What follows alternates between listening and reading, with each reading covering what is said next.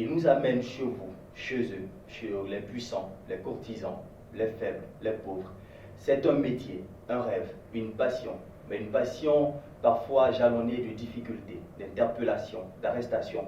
Ce fut le cas d'Alain Amouti, journaliste à l'agence de presse africaine APA News, qui a été interpellé il y a de cela quelques jours dans les rues de la commune des affaires d'Abidjan, le Plateau, c'est en Côte d'Ivoire. Pour en parler, nous sommes aujourd'hui avec la présidente de l'Association de la presse étrangère en Côte d'Ivoire, Madame Ma Camara.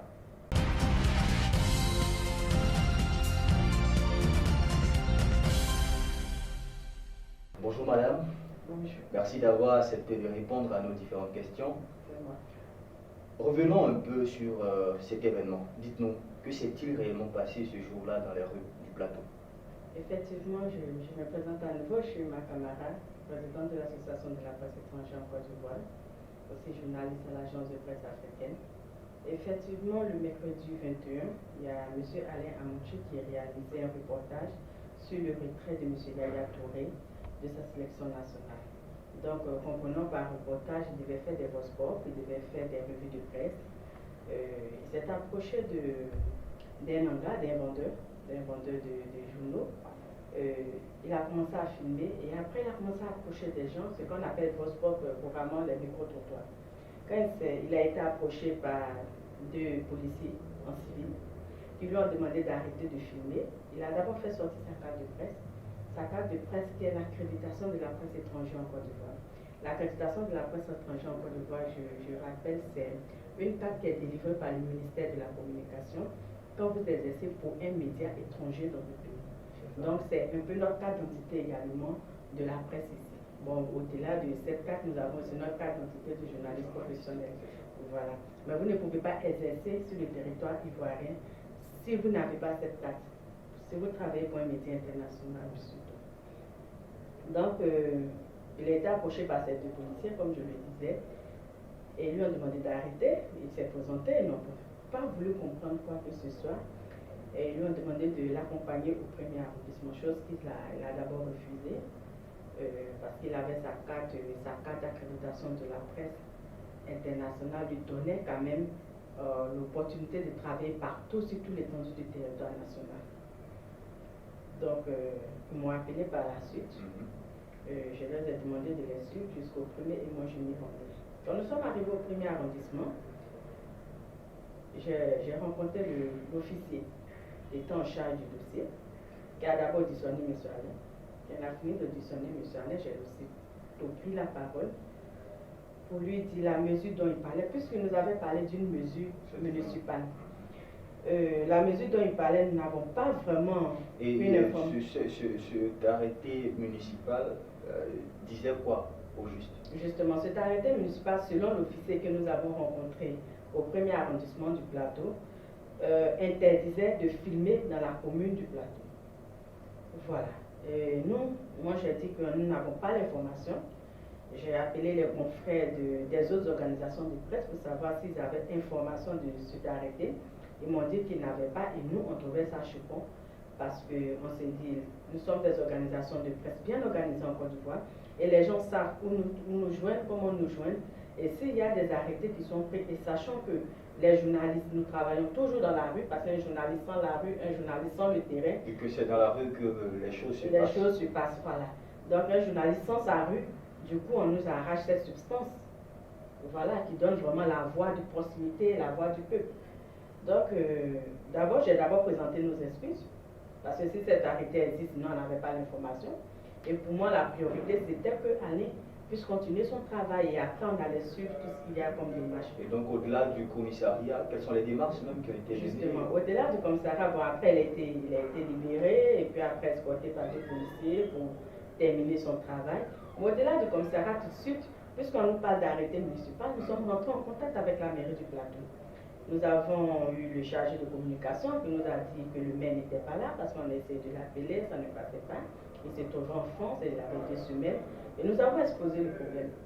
Ils ont fouillé dans les archives et ils nous ont rappelé par la suite, ils nous ont dit qu'ils n'avaient pas connaissance de cet arrêté. Pour nous, c'est dangereux qu'un journaliste soit interpellé dans l'exercice de son métier et qu'on nous dise qu'il ne peut pas travailler parce que il y a un arrêté municipal qui est pris et la mairie qui nous dit par la suite que ouais, ils n'ont pas vraiment su pas connaissance de cet arrêté. Aujourd'hui, pour vous, hein, au vu de cette situation, est-ce que cet événement, on dira douloureux quand même, que vous avez vécu, est pour vous un autre plan dans les ailes de la liberté, cette liberté d'expression ou cette liberté de la presse en Côte d'Ivoire qui est déjà en cause déjà? Est-ce que c'est un nouveau plan dans les ailes? Vous savez, je vais revenir un peu sur les faits. Depuis un certain moment déjà en Côte d'Ivoire, on ne peut pas parler on ne peut pas évoquer de problèmes réels dans la liberté d'expression ici en Côte d'Ivoire. Parce que je pense que le président de la République en a pris certaines mesures. Déjà, il y a cela un mois, le projet de loi qui a été mis vraiment sur la table, tout ça. Donc nous avons tous acclamé. Mais je pense que c'est du zèle. C'est du zèle et je pense que là, il y a lieu d'interpeller le président de la République et également Madame le ministre de la Communication pour que les gens puissent quand même être regardants. Parce que le journaliste ne vit que de la rue.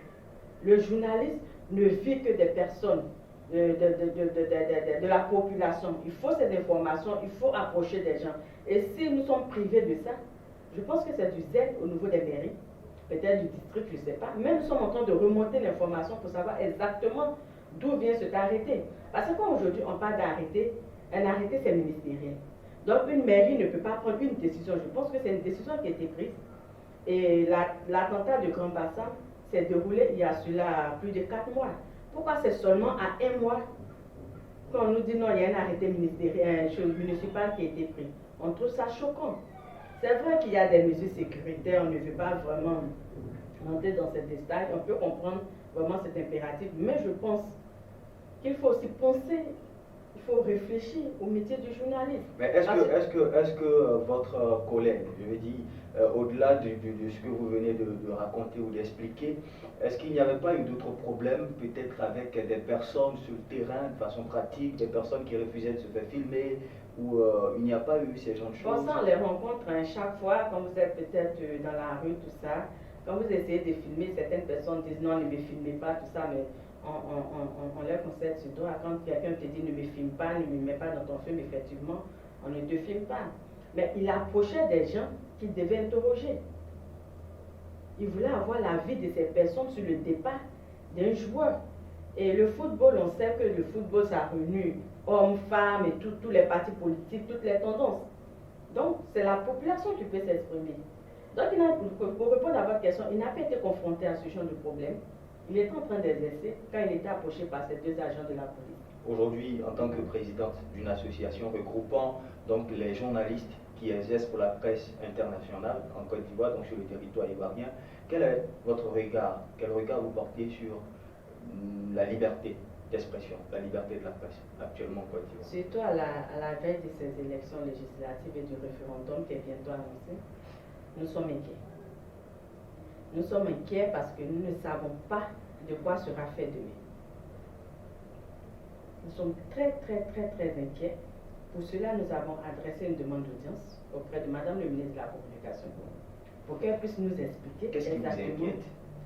Bon, si déjà un journaliste est interpellé parce qu'il filmait dans la rue, que sera fait demain?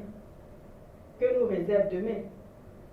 Est-ce que demain, ils ne vont pas nous empêcher peut-être de filmer certaines campagnes? Est-ce qu'ils ne vont pas nous empêcher de faire ceci, d'interroger certaines personnes? Donc, on va vers le ministère de la Communication pour obtenir cette garantie. Parce qu'on n'a aucun intérêt à faire brûler notre pays. C'est notre pays, la Côte d'Ivoire. Et nous vivons dans ce pays, nos familles vivent ici. Donc, pour nous, c'est une complémentarité. Donc, nous avons demandé audience auprès du ministère de l'Intérieur, auprès de Madame le ministre de la Communication, pour qu'elle puisse nous dire exactement de quoi il s'agit. Si cet arrêté existe, qu'elle nous explique pour que nous puissions prendre les mesures. Toujours en parlant de cet arrêté, nous allons rebondir sur une autre décision ministérielle. Donc vous en avez parlé tout à l'heure, vous parlez de zèle, peut-être on parlera d'un manque de communication aussi. Le gouvernement, il y a de cela 1 mois, vous en avez un peu parlé, après une décision d'exclure, n'est-ce pas, tout ce qui est prison, tout ce qui est prison, hein, tout ce qui est interpellation, tout ce qui est garde à vue, ou tout ce qui est détention préventive, n'est-ce pas, pour permettre donc aux journalistes d'exercer un peu plus librement. Juste un mois après, un tel événement se produit. Quel sens vous donnez finalement à cette décision? Raison pour laquelle je dis que nous sommes inquiets. Parce qu'un mois après, si déjà ça se passe comme ça, qu'est-ce qui va se passer dans cette période sensible? Parce que les périodes électorales sont toujours sensibles pour nous les journalistes et nous en sommes conscients. Donc je me dis, nous sommes très inquiets et il faut que nous obtenions la garantie du ministère de l'Intérieur pour sécuriser les journalistes dans l'ensemble. Pas forcément les journalistes de la presse étrangère, mais les journalistes dans l'ensemble, pour ne pas que nous soyons brutalisés.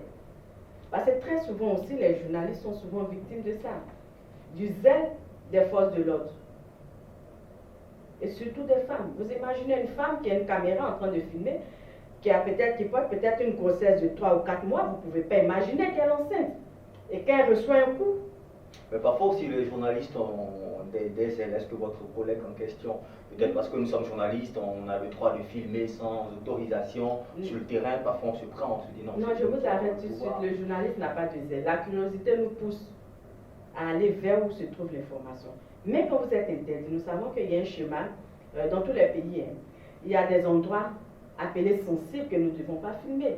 Et ça, tous les journalistes en sont conscients. Par exemple, le palais présidentiel ne doit pas être filmé. Quel que soit, que vous soyez au Burkina, que vous soyez en Côte d'Ivoire, que vous soyez au Mali ou partout au monde, vous ne devez pas filmer un camp militaire. Vous ne devez pas filmer un poste de police. Vous ne devez pas filmer la primature. Vous ne devez pas filmer la présidence. Ça, tous les journalistes le savent. Ça s'apprend déjà à l'école, avant que nous arrivions sur le terrain. Donc, il n'y a pas de zèle, au fait. Il y a une incompréhension et un problème de communication. Nous les comprenons, ces éléments des forces de l'ordre, lorsqu'ils exercent le métier. Nous les comprenons parce qu'il faut sécuriser, il faut éviter le cafouage. Mais s'ils sont un peu plus disciplinés, on va s'entendre. S'il y a une approche de communication qui est respectueuse, on va s'entendre. Imaginez que le président de la République, en train de saluer, en train de faire peut-être un bain de fou, et que ses gardes de corps soient en face de lui. Mais pour moi, ma rédaction a peut-être dépensé des millions pour que je sois là. Donc je ne peux pas rentrer sans image. Je ne peux pas rentrer sans image. Il me faut absolument avoir cette image. Mais tant que vous êtes dans mon champ, je vais toujours forcer à avoir au moins 5 secondes. Parce qu'avec 5 secondes, on peut se faire un documentaire. Donc il y a l'indiscipline aussi de ces personnes. Je pense que c'est un problème de communication et il y a l'indiscipline aussi qui s'ajoute. Donc un peu plus de voilà, des disciplines et puis voilà, parce qu'ils ne sont pas là pour eux, parce que je pense que c'est des gens qui veulent plutôt se faire voir. Et nous ne sommes pas là pour eux. Nous avons nos cibles, nous avons nos sujets et c'est nos sujets que nous cherchons. C'est ça. Nous parlons toujours en tant que présidente. Alors, suivant le classement de Reporters sans frontières, le classement de 2015 et de 2016, les pays où prévaut la liberté d'expression, la Côte d'Ivoire occupe, donc la Côte d'Ivoire occupe en 2015 et en 2016 la 86e place. Quel commentaire vous faites aujourd'hui? Je pense qu'il y a eu quand même une avancée très notable et acclamée parce qu'il y a cela 3-4 ans. Ce n'était pas le cas. Nous étions encore dans le rang de 100 et quelques là-bas, je ne me rappelle pas trop. Mais je pense que déjà occuper la place de 86e mondiale, c'est pas mauvais. Mais il y a beaucoup de choses encore qui restent à faire au niveau de la Côte d'Ivoire. Nous, les journalistes, nous sommes très jaloux de notre liberté. Parce qu'on se dit, celui qui est assis dans son campement a besoin de nous.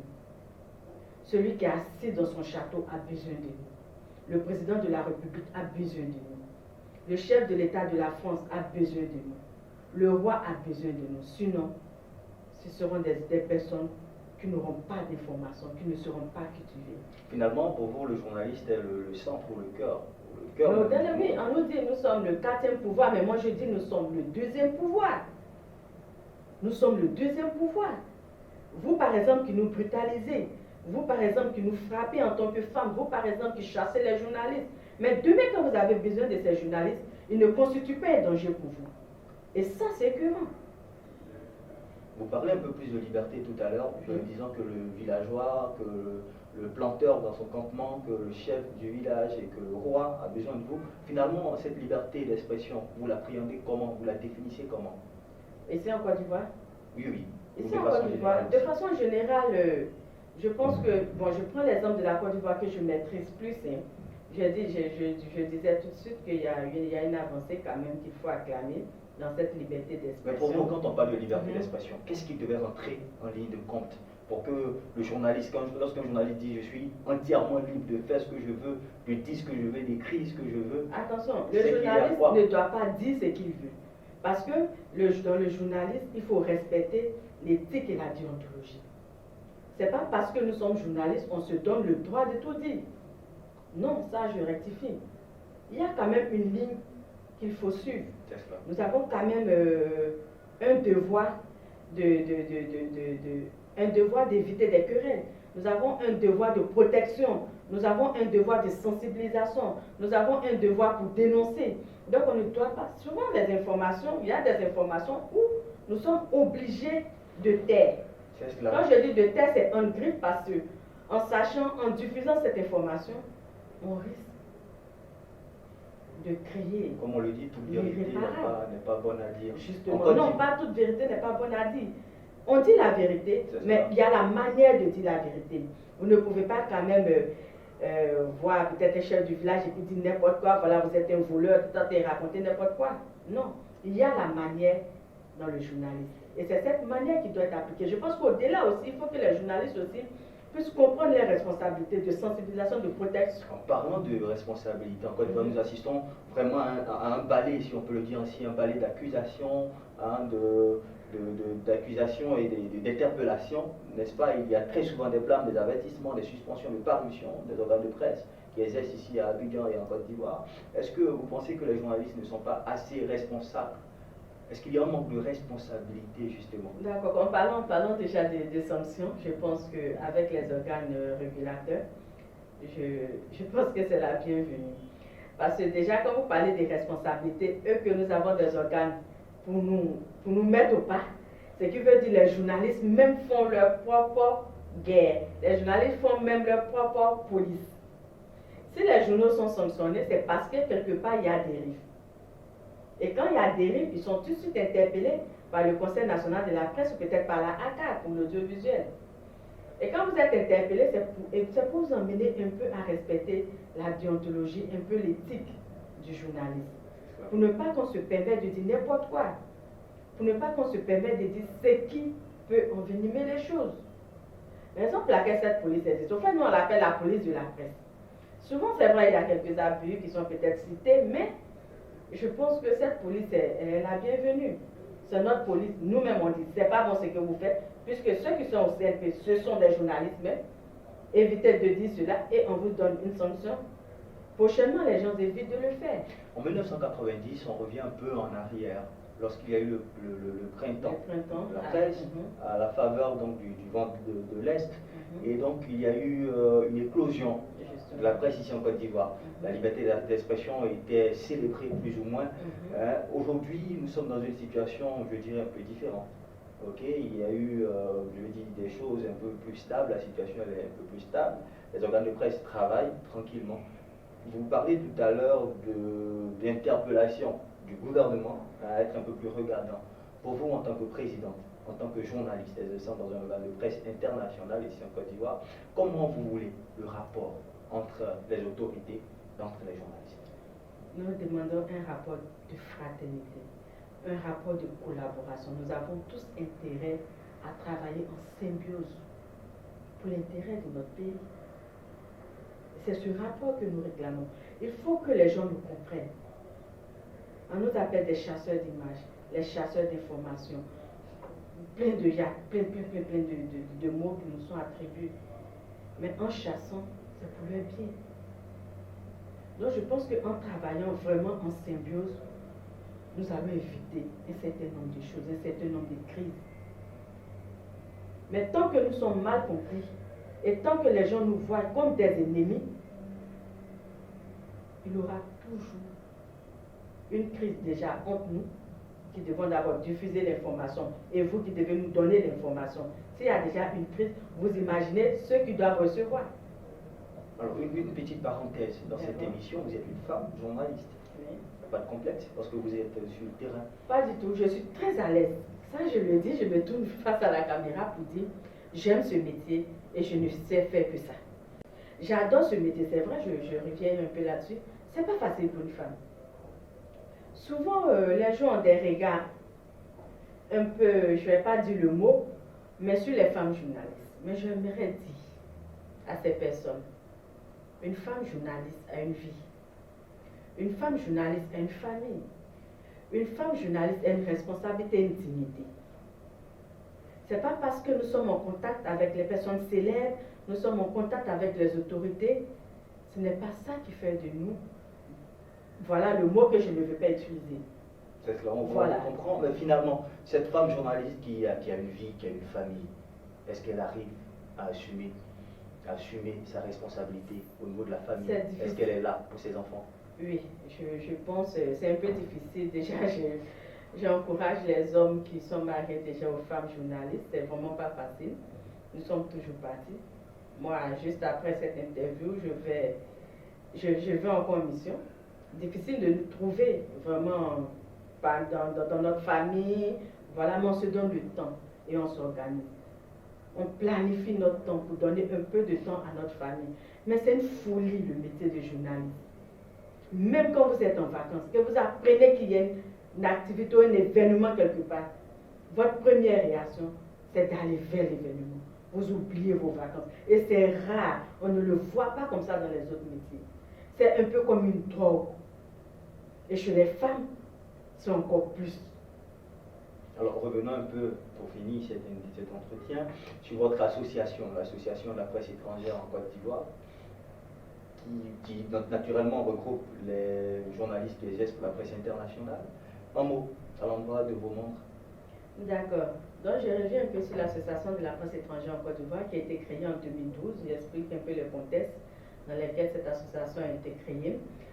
Lors de la première visite du président de la République, Alassane Ouattara, à Mans, personnellement, moi, j'ai été victime d'un accident. J'ai été cogné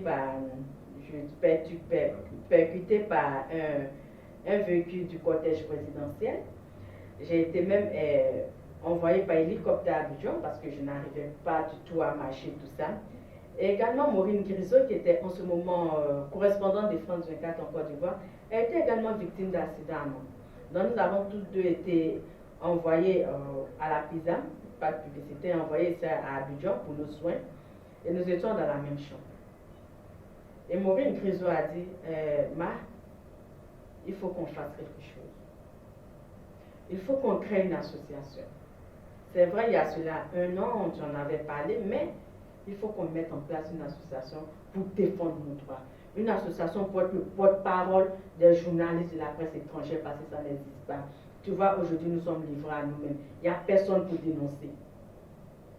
Et là, vous créez l'association. Voilà. Là, dans la chambre de l'hôpital, on crée, on dit ok, on met l'association, mais on appelle un certain nombre de journalistes pour nous rejoindre.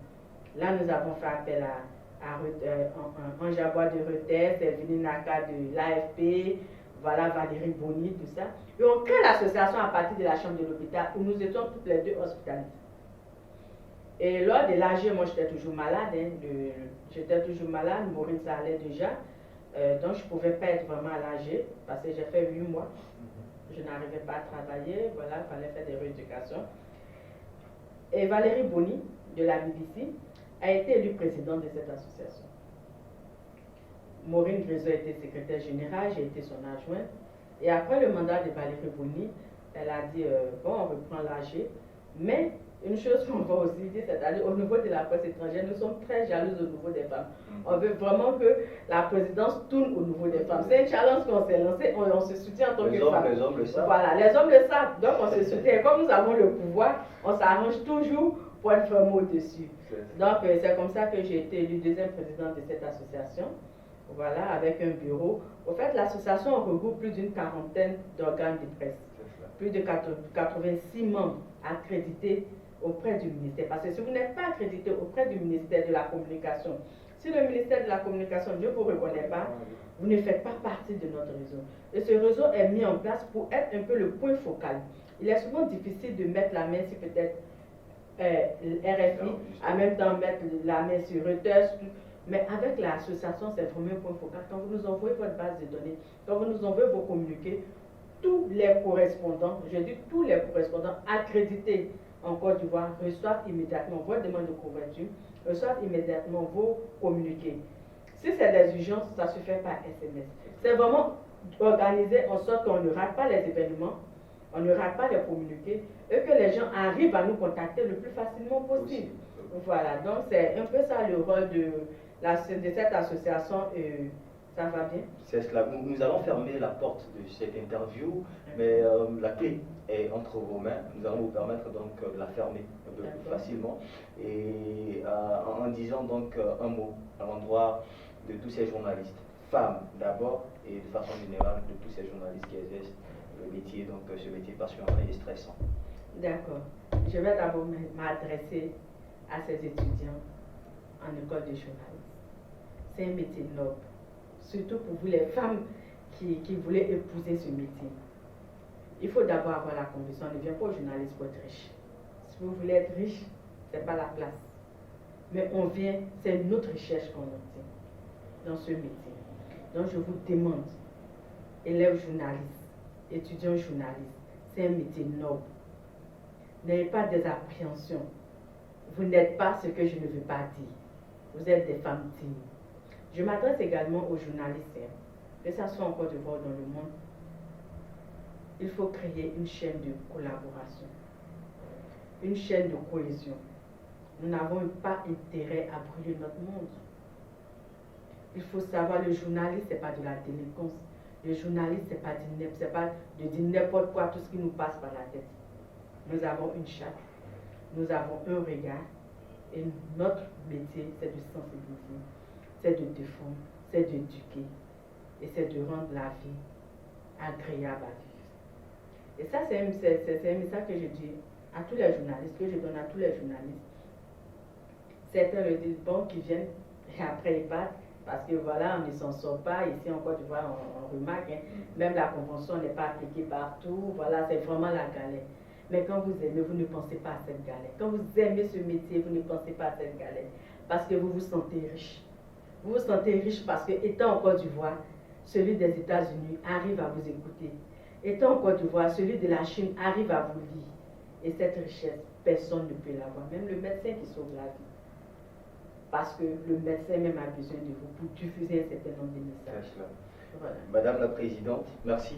Merci Oui, d'avoir répondu aux différentes questions. Okay. Mesdames et messieurs, c'est ici que la caméra s'éteint. Nous avons été très heureux d'être avec vous. Nous vous donnons rendez-vous le mercredi prochain pour un autre numéro aussi intéressant et riche que celui-ci. D'ici là, prenez soin de vous et de ceux qui sont autour de vous.